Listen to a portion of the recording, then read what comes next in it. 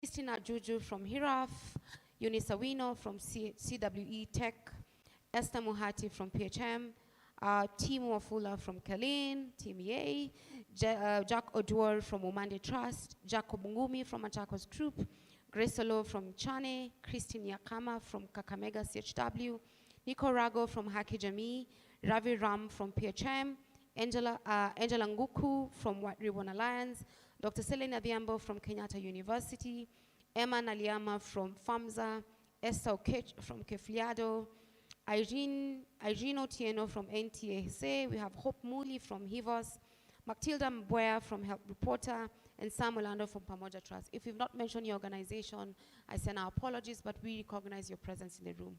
On to you, SJ. So I want us to do a national anthem for KMPDU, or rather for all the unions worldwide.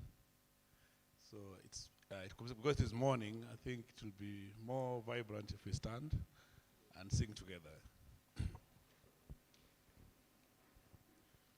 So I'll start. Solidarity forever.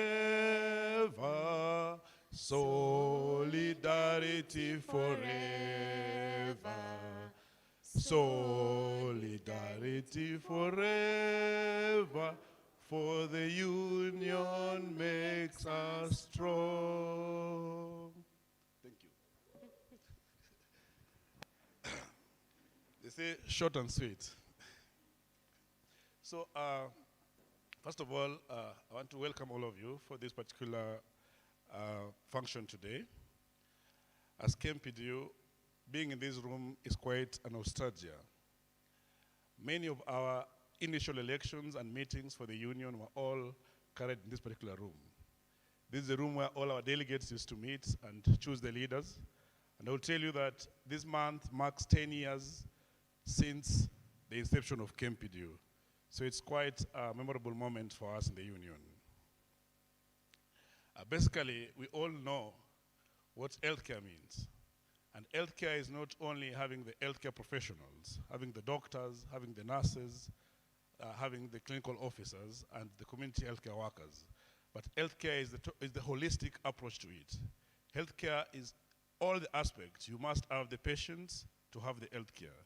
And therefore, time has come that we need to unite and look for a way to ensure that we get the healthcare that we deserve. In our constitution, it's well enshrined that every Kenyan should have an access to healthcare, should have an acceptable service being provided to them, and the healthcare should be affordable and should be available at every point. But we live in a country where all of us access healthcare in different places, and you know the quality and the way it's being accessed.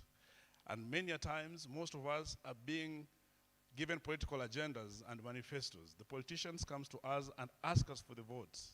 They ask and give promises that after a particular period of time, we'll get to see all that we deserve in healthcare and in all other aspects.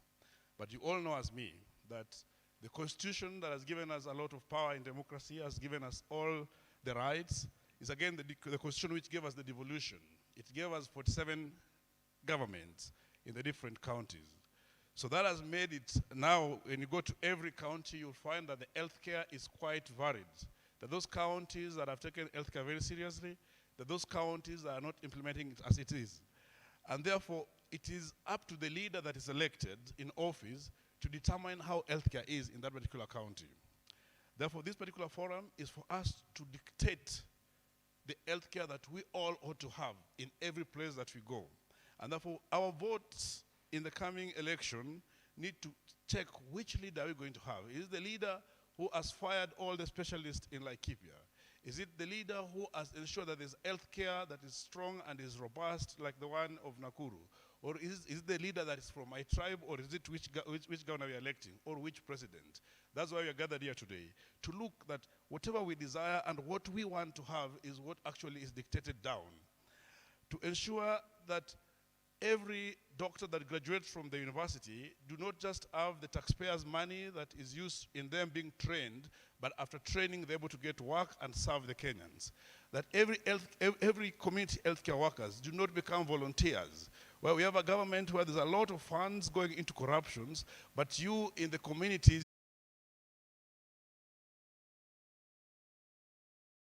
you're working as a volunteer, you must be paid for that. That's what we are here today to discuss. And this can't be discussed by only doctors. This can't be discussed only by the civil societies. It cannot be discussed by only leaders in the NGOs. But this is a conversation that we can put together in a people's manifesto, such that everybody and every person identifies with it. I think that's the aspect of our discussion today. And therefore, as a union, we highly acknowledge the inputs from Amnesty and from all other stakeholders that after this deliberation, we start a journey of Afya Nation, a journey that the healthcare of your neighbor, the healthcare of everybody is not just an issue, but it's something that they can get. The access is there for everybody. We have all been given an introduction by our sister Stella. None of us in this room has not been affected by COVID. In one way or the other, we have gone into fundraising and into different ways of ensuring that our loved ones or our relatives get health care. But now we can do it differently if we dictate to the political leaders that what ought to be done is done the right way. Otherwise, welcome.